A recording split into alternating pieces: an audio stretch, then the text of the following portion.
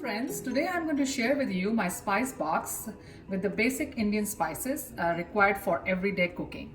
Lots of my friends ask me that if they are just starting Indian cooking and how can they start their pantry for the spices. So I thought of sharing just the basic spices which I use in everyday cooking. So this is a very typical spice box.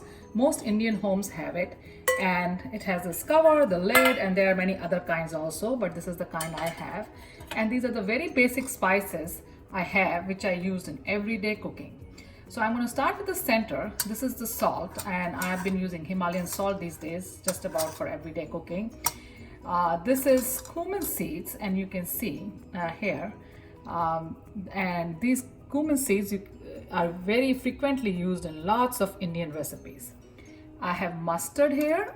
Some recipes are using like full whole mustard, but I use split mustard, and simply because my kids have braces and that whole mustard just gets stuck in the braces at all times. So you can use full mustard also.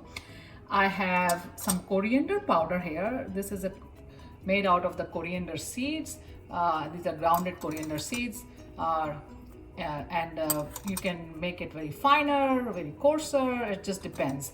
So it's a coriander powder, and then I have a cumin powder, and this is a roasted cumin powder. So these are cumin seeds, and this is cumin powder. So the process is, the seeds are toasted or a little roasted on the pan, and they are grinded in the coffee grinder.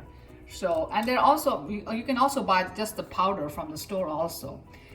And the next I have is Ajwain. It is also called ANISE seed or Carom seeds, the different English names, but we call it Ajwain in India, and I use this very often also in my cooking. And then last but not the least is the king of all our spices is turmeric. So you see that turmeric in every single cooking. Most of our cooking recipes, we have it, turmeric. So all these spices are very useful.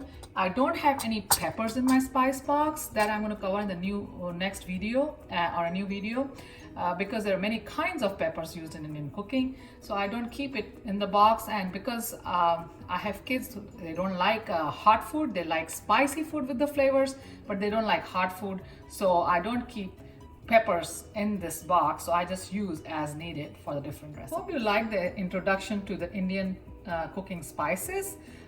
If you have any questions, please leave the comment below this video, and if you like this video, please do like, share and subscribe.